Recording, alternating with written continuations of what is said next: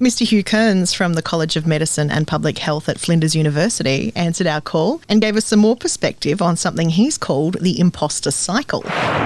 What people think, of course, is, the more successful you are, you won't feel it anymore. We all talk about getting there. When I get there, I won't feel like that. But that's not quite the way it works. And I'll explain it very briefly, I suppose. Let's say you're doing a job at work, in your work, whatever it might be. You give a presentation at work and you're a bit anxious about it, because I don't know how it's going to go. Let's say you've done good work and someone says, we'd like you to give a talk to the team about that. So you're a bit worried about how it's going to go. So what you do is you prepare really well. You work really hard and prepare really well. And you give the talk, and it goes well. People say, well done. And you go, just got away with it that time. That was because I prepared so well. But then they say, well, that talk was so good.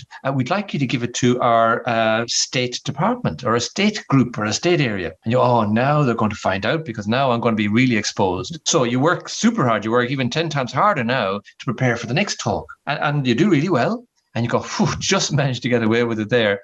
And they say, that was so good. We'd like you to give a talk to our national group. And so now you're getting really successful. All these plaudits and all these grades. But you're thinking, now they're going to find out because now the stakes higher. Even more clever people are going to be there. So now you work 100 times harder to get it ready. And it goes well. And again, now you go to the international one. And so the thing keeps going. You get more and more praise and awards and plaudits.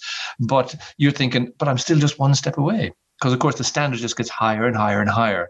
And you think it was only because I worked hard to get through that whole thing. And that's why often very successful people can feel like a fraud because the standard just could keep going up wherever you go. And so that's the imposter cycle. And that's where people think once I get to the next thing, I won't feel like that. But, of course, once you get there, it's just like a good image, I suppose, is playing computer games. It's like you move up to the next level. And so the next level is even a harder challenge and so forth. So that's how that cycle works.